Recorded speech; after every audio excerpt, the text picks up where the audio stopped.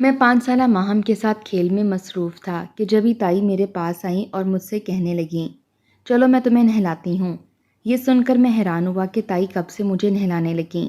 میں تو خود ہی نہا لیا کرتا تھا، لیکن اس روز تائی نے مجھے خود نہلایا اور مجھے بہت اچھا تیار کیا تھا، نیا سوٹ پہنایا تھا، اور میں ان کی اس مہربانی پر حیران تھا۔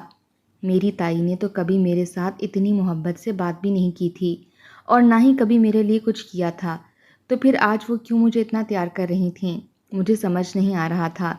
میں بار بار پوچھ رہا تھا کہ تائی ہم کہیں جا رہے ہیں کیا، مگر وہ جواب دینے کی بجائے مسکرا رہی تھیں اور دھیرے دھیرے اپنا پسندیدہ گانا گنگنا رہی تھیں۔ پھر میں بھی خاموش ہو گیا۔ جب میں پوری طرح تیار ہو گیا تو تایا کام سے واپس لوٹ آئے۔ مجھے تیار دیکھ کر انہوں نے تائی پر ایک نظر ڈالی تو تائی کہنے لگیں، دیر ہو رہی ہے، اب جلدی سے جانا چاہیے۔ میں نے تایا سے پوچھا کہ ہم کہاں جا رہے ہیں، تو وہ بھی خاموش ہو گئے۔ مجھے پاس بلایا، میرے ماتھے پر پیار کیا اور کہنے لگے، بیٹا، ہم جہاں جا رہے ہیں وہاں تمہیں سکون اور خوشیاں ملیں گی۔ تایا کی بات سن کر مجھے سمجھ نہیں آئی۔ میں 10 سال کا بچہ تھا، لیکن پھر بھی بہت سی باتیں میری سمجھ سے باہر تھیں۔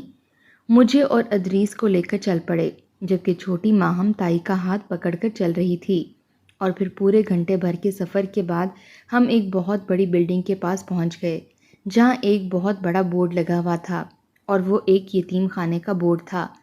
میں اسکول جاتا تھا، اس لیے بہت آسانی سے میں نے اس بورڈ کو پڑھ لیا تھا، اور اس کے بعد میرے ہاتھ پاؤں کانپنے لگے، کیونکہ مجھے پچھلے کچھ دن پہلے ہی یتیم خانے کا مطلب پتہ چلا تھا۔ جب ہم نے اپنی کتاب میں ایدھی صاحب کا سبق پڑھا تھا، تب میری ٹیچر نے بتایا کہ یتیم خانہ کیا ہوتا ہے۔ ادریس بھی میرا ہم عمر تھا، ہم ایک ہی عمر کے تھے، اس لیے اسے بھی یتیم خانے کا مطلب معلوم تھا، تو وہ بھی گھبرا کر اپنے پاپا سے پوچھنے لگا کہ ہم یہاں کیوں آئے ہیں، لیکن تائی نے اسے بھی کوئی جواب نہیں دیا۔ پھر وہ ہمیں اندر لے گئے، اور جب انہوں نے مجھے وہاں جمع کرانے کی بات کی تو میرے قدموں تلے سے زمین نکل گئی۔ میں پھوٹ پھوٹ کر رونے لگا، اور میں نے تایا جان کا بازو پکڑ لیا۔ مجھے بہت زیادہ خوف آ رہا تھا۔ ادریس نے میرا ہاتھ پکڑ لیا۔ وہ اپنی ماما سے کہہ رہا تھا کہ ہم سمیر کو یہاں یتیم خانے میں کیوں چھوڑ رہے ہیں، یہ تو میرا بھائی ہے، میں اسے اپنے ساتھ رکھوں گا۔ ادریس جو میرے تایا کا بیٹا تھا، وہ مجھے سگے بھائیوں کی طرح ہی محبت کرتا تھا۔ اپنے والدین کے انتقال کے بعد سے جب سے میں تایا کے گھر آیا تھا، اس نے اپنی ہر چیز میرے ساتھ بانٹی تھی۔ اگر میں کسی کو کھٹکتا تھا تو وہ میری تائی کی آنکھیں تھیں، جنہیں میرا وجود بالکل بھی برداشت نہ تھا، ورنہ تایا اور ادریس نے تو مجھے کبھی غیر نہیں سمجھا تھا، اور میں جانتا تھا کہ اس یتیم خانے میں مجھے لانے کے پیچھے بھی تائی کا ہی ہاتھ ہے۔ انہوں نے ہی تایا کو مجبور کر دیا ہوگا، اور تایا کی آنکھیں بھی بتا رہی تھیں کہ وہ بھی اس فیصلے پر خوش نہیں ہیں، کیونکہ وہ سر جھکائے خاموش بیٹھے تھے، اور ساری بات چیت تائی نے کی تھی۔ تائی نے یتیم خانے والوں سے کہا کہ ہمارے حالات اچھے نہیں ہیں، اس لیے ہم اس بچے کی مزید دیکھ بھال نہیں کر سکتے۔ فارم وغیرہ پر کرنے کے بعد تائی نے مجھے یتیم خانے میں ایک عورت کے حوالے کیا تھا، اور میں رونے لگا تھا۔ میں نے ادریس کا ہاتھ پکڑ لیا، اور ادریس بھی میرے ساتھ جڑ کر کھڑا تھا۔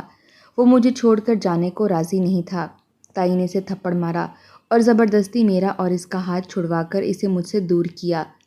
ماں مجھ سے بہت زیادہ اٹیچ تھی، اس لیے وہ بھی یہ سب کچھ دیکھ کر رونے لگی اور بھاگ بھاگ کر میرے پاس آنے کی کوشش کر رہی تھی، لیکن تائی دونوں بچوں کو لے کر باہر نکل گئی تھیں۔ تایا نے پلٹ کر ایک نظر مجھ پر ڈالی اور پھر کہنے لگے، بیٹا، میں تجھ سے ملنے آتا رہوں گا، تو پریشان نہ ہونا۔ ان کی آنکھوں میں آنسو جگمگا رہے تھے، اور پھر وہ بھی تائی کے پیچھے پیچھے چلے گئے، اور میں جان گیا تھا کہ اب میری زندگی اس یتیم خانے میں ہی گزرنی ہے۔ کچھ دیر رونے دھونے کے بعد میں نے اپنی قسمت کو قبول کر لیا تھا، لیکن مجھے ہرگز بھی پتہ نہیں تھا کہ سرکاری یتیم خانے میں میرے ساتھ کیا سلوک ہوگا۔ ایک دن تو کسی نے مجھ سے کچھ نہ کہا، لیکن دوسرے دن مجھے کان سے پکڑ کر ایک عورت نے صفائی کے کام پر لگا دیا۔ یتیم خانہ کافی بڑا تھا۔ آدھا دن صفائی میں گزر گیا۔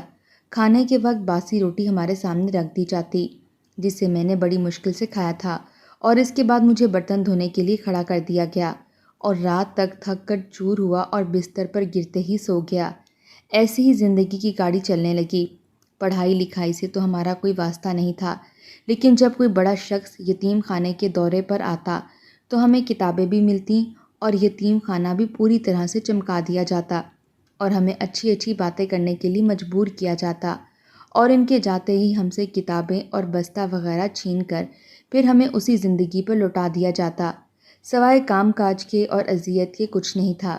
وہاں پر بڑی مشکل سے میں نے زندگی کے 5 سال یتیم خانے میں کاٹے تھے، اور جب میں 15 سال کا ہوا تو مجھے پتہ چلا کہ ہمیں کسی تقریب میں ویٹر کے لیے جانا ہے، اور یہ سن کر میں حیران رہ گیا۔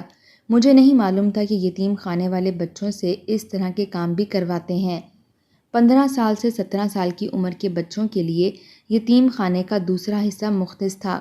میں 15 سال کا ہوا تو مجھے اس دوسرے حصے میں بھیجا گیا، اور یہاں زیادہ تر لڑکوں سے اسی طرح کے کام لیے جاتے تھے، اور پھر مجھے اور 12 بچوں کو ویٹر کی طور پر ایک تقریب میں بھیج دیا گیا، اور وہاں بھی ہم نے خوب کام کیا تھا۔ بدلے میں ہمیں ایک پائی بھی نہیں ملی تھی، کیونکہ سارے پیسے تو یتیم خانے والوں نے پہلے سے وصول کر لیے تھے، اور پھر ہمیں دھمکایا بھی گیا تاکہ ہم کسی سے بات کو نہ کریں کہ ہم رات میں ویٹر کا کام بھی کرتے ہیں۔ جب ہم واپس لوٹے تو تھکن سے چور تھے، کھانے کو مناسب خوراک بھی نہیں ملی تھی، اس لیے بہت زیادہ حالت خراب ہو گئی، اور پھر ہر دن ایسا ہی ہونے لگا تھا۔ 24 گھنٹے بعد میرا صبر ختم ہوا تو میں نے شادی کی تقریب میں سے تھوڑا سا کھانا چرا لیا، اور رات کو چپکے سے میں نے اپنے دوستوں کے ساتھ مل کر اسے کھایا، اور اس کے بعد مجھے تھوڑی تھوڑی چوری کی عادت لگ گئی۔ میں کھانا چوری کر لیا کرتا تھا، اور پھر ایک دن میں پکڑا گیا تو مجھے یتیم خانے والوں نے بہت مارا پیٹا، اور سزا کی طور پر 2 دن کے لیے میرا کھانا بند کر دیا۔ وہ 2 دن میں نے بہت مشکل سے گزارے تھے، اور پھر تیسرے دن جب میں دوبارہ سے کسی تقریب میں گیا تو موقع دیکھ کر مہمانوں کے بیچ میں سے ہی وہاں سے بھاگ نکلا، اور کسی کو خبر نہ ہوئی۔ اس وقت میں تقریباً 16 سال کا تھا۔ میں نے یتیم خانہ تو چھوڑ دیا، لیکن رہنے کے لیے کوئی جگہ نہیں تھی۔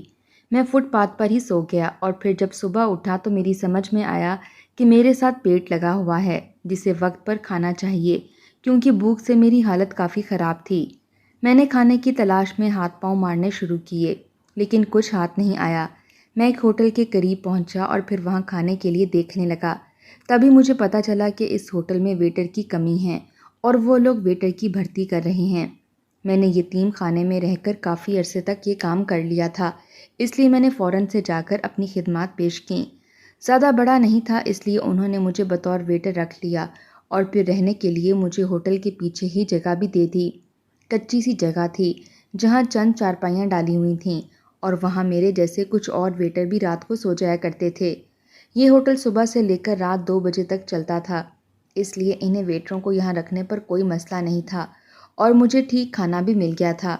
یہاں کام کر کے میں بڑا پرسکون تھا کہ تنخواہ بھی ملتی تھی اور وقت پر کھانا بھی، رہنے کو جگہ بھی تھی، اور ایک نئے طریقے سے میں عزت کی زندگی گزارنا شروع کر چکا تھا۔ ورنہ یتیم خانے میں ہمارے ساتھ بہت ہی برا سلوک ہوتا تھا، اور کچھ ایسا سلوک تائی بھی مجھ سے کرتی تھیں۔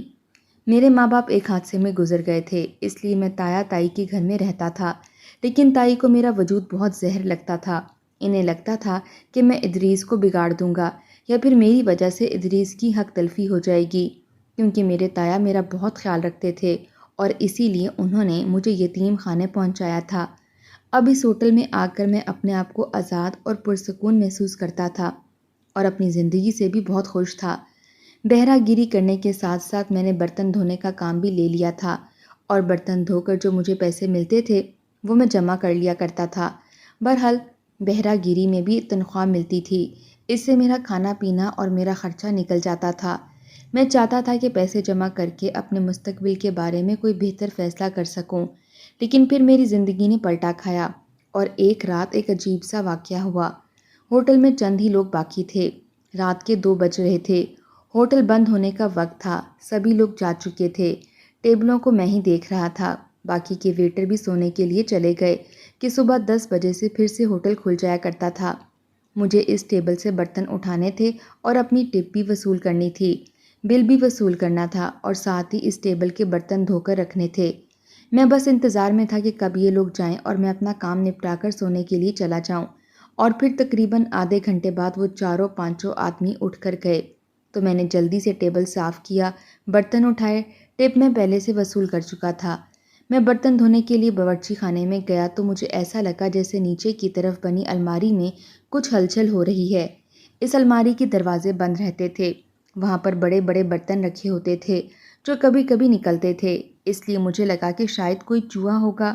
پہلے میں نے نظر انداز کیا، لیکن پھر دوبارہ سے مجھے عجیب سی آواز آئی تو میں نے الماری کھول کر دیکھا اور سامنے کا منظر دیکھ کر میں ہکا بکا رہ گیا۔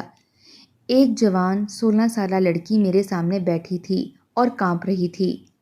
وہ اس الماری میں چھپی ہوئی تھی۔ مجھے دیکھتے ہی اس نے اپنے منہ پر انگلی رکھ کر مجھے خاموش رہنے کا اشارہ دیا۔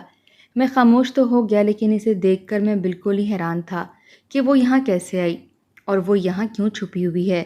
مجھے کچھ بھی پتہ نہیں تھا، البتہ وہ ڈر کر رونے لگی اور کہنے لگی میں بہت بھوکی ہوں، مجھے کھانے کے لیے کچھ دے دو۔ اس کی معصوم سی چہرے پر مجھے بہت پیار آیا۔ میں نے جلدی سے اسے بچا ہوا کھانا دیا تو وہ اس طرح ٹوٹ کر کھانے لگی جیسے وہ کب سے بھوکی ہو۔ میں تو یہ بھی نہیں جانتا تھا کہ وہ اس الماری میں بند تھی۔ سارا دن ہوٹل میں شور شرابہ رہتا تھا، اس لیے اس کی موجودگی کا کسی کو نہیں پتہ تھا، لیکن رات کے اندھیرے میں سناٹے کی وجہ سے مجھے اس کی موجودگی کا پتہ چل گیا تھا، اور رات کی ڈیوٹی میری ہی تھی، اس لیے اب وہ اس جگہ پر رہنے لگی۔ میں بہانے سے الماری کھول کر اسے کھانے پینے کو دے دیتا اور دھیرے دھیرے مجھے اس کی عادت ہو گئی۔ ایسے ہی 15 دن گزر گئے تھے، لیکن کئی بار میں نے اسے باہر نکلنے کا کہا، لیکن وہ خوف سے تھر تھر کانپتی اور باہر نہ آتی۔ میں نے بھی اس کے ساتھ زیادہ زور زبردستی نہیں کی تھی، کیونکہ اسے دیکھ کر مجھے اپنا بچپن یاد آتا تھا۔ میں بھی تو اسی طرح تنہائی سے ڈر کر کانپتا تھا۔ نہ جانے اس لڑکی کے ساتھ بھی کیا معاملہ تھا۔ مجھے یقین تھا کہ جس دن وہ مجھ پر بھروسہ کرے گی اس دن وہ باہر بھی آئے گی اور اپنا سچ بھی مجھے خود بتائے گی۔ وہ بیچاری سارا دن بالکل خاموش بند رہتی تھی، اور جب رات کو میں کھانا دیتا تو میری ہی موجودگی میں وہ باورچی خانے کے پاس بنے واش روم میں چلی جاتی تھی، نہاتی دھوتی اور صاف ستھری ہو کر آ جاتی، اور میں پہرہ داری کرتا تھا۔ ایسے ہی 15 دن گزرے تھے کہ ایک رات میں نے اسے کھانا دینے کے لیے الماری کو کھولا تو میرے ہوش اڑ گئے تھے، کیونکہ اس نے اپنے سامان کی چھوٹی سی پوٹلی کھولی ہوئی تھی اور ایک تصویر کو سینے سے لگائے رو رہی تھی، اور میرے ہوش اڑنے کی وجہ وہ تصویر تھی جو اس کے ہاتھ میں تھی، کیونکہ میں ان چہروں کو اچھی طرح سے پہچانتا تھا۔ میں نے اس لڑکی سے پوچھا کہ تم کون ہو، تمہارا نام کیا ہے؟ اب تک مجھے اس نے اپنا نام نہیں بتایا تھا۔ میں اسے گڑیا کہہ کر مخاطب کرتا تھا۔ پہلی دفعہ میں نے اس سے اس کا نام پوچھا تھا اور اس نے بڑی مشکل سے روتے ہوئے مجھے اپنا نام ماہم بتایا تھا۔ اس کا نام سنتے ہی میرے سر پر آسمان گر پڑا۔ اس کے ہاتھ میں میرے تایا تائی کی تصویر تھی، جس میں ساتھ ایک لڑکا اور خود وہ کھڑی تھی۔ وہ لڑکا یقیناً ادریس تھا، اور وہ لڑکی یعنی ماہم میری تائی کی بیٹی تھی، اور اس کے پاس گھٹنوں کے بل بیٹھ گیا، اور میں نے روتے ہوئے اسے بتایا کہ میں سمیر ہوں، تمہارے چاچا کا بیٹا۔ یہ سنتے ہی وہ شاکڈ ہو گئی، پریشان ہو گئی، اور وہ غور سے مجھے دیکھنے لگی۔ ہم کئی سال بعد مل رہے تھے۔ میں 23-24 سال کا ہو چکا تھا اور وہ بھی 17 سال کی تھی۔ اتنے سالوں میں دونوں ہی بہت بدل گئے تھے، اس لیے ایک دوسرے کو پہچان نہیں سکے۔ میں نے اس کے ہاتھ سے تصویر لی اور تایا تائی کے چہرے پر ہاتھ پھیرا، اور پھر اسے کہا کہ اب مجھے بتاؤ کہ تم یہاں کیا کر رہی ہو اور یہاں تک کیسے پہنچی؟ تایا تائی کہاں ہیں؟ میں نے اس کا ہاتھ خاموشی سے پکڑ کر اس جگہ سے نکالا، اپنے ساتھ اسے چپکا کر اسے ہوٹل سے باہر لے آیا، کیونکہ رات کے اس پیر ہوٹل میں میرے علاوہ اور کوئی نہیں ہوتا تھا۔ پچھلے 5-6 سالوں سے میں یہاں نوکری کر رہا تھا، اس لیے ہوٹل والے سب مجھ پر بھروسہ کرتے تھے، اور ہوٹل بند کرنے کی ذمہ داری بھی مجھ پر تھی۔ ہم دونوں ہوٹل سے باہر آ کر بیٹھے تو وہ پھوٹ پھوٹ کر رونے لگی، اور پھر اس نے ایک ایسی سچائی مجھے بتائی جسے سن کر مجھ پر پہاڑ ٹوٹ پڑا۔ ماہم کہنے لگی، آپ کے جانے کے بعد پاپا جان بہت زیادہ بیمار رہنے لگے تھے، وہ آپ کو بہت زیادہ یاد کرتے تھے۔ میں نے ہوش سنبھالا، بابا جان کو آپ کی یاد کرتے ہوئے دیکھا۔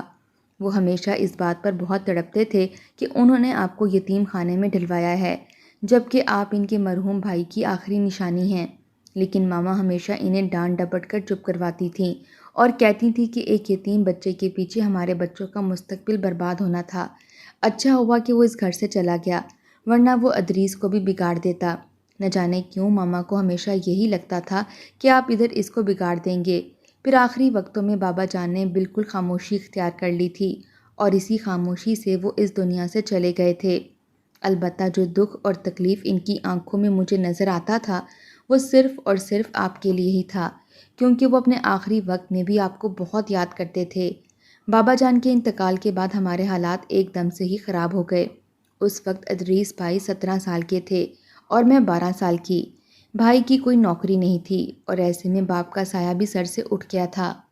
میری ماما جو آپ کو یتیم کہہ کر برا بھلا کہتی تھی، ان کے خود کے بچے یتیم ہو گئے تھے، اور پھر جب ادریس بھائی کے سر سے باپ کا سایہ ہٹا تو وہ بری صحبتوں میں پڑ گئے۔ میری ماما جنہیں لگتا تھا کہ آپ ادریس بھائی کو بگاڑ دیں گے، وہ ادریس بھائی خود ہی غلط راستوں کے مسافر بن گئے، نشے کی لت میں مبتلا ہو گئے، بہت برے برے دوست بنا لیے، غلط کام کرنے لگے۔ اکثر اپنے گھٹیا دوستوں کو گھر بھی لے آتے اور ان کے دوست مجھ پر بھی بری نظر ڈالتے، لیکن ادریس بھائی کو نشے میں ہوش ہی کہاں ہوتا تھا۔ اماں روکنے کی کوشش کرتی تو وہ الٹا جھگڑا کرتے، برا بھلا کہتے۔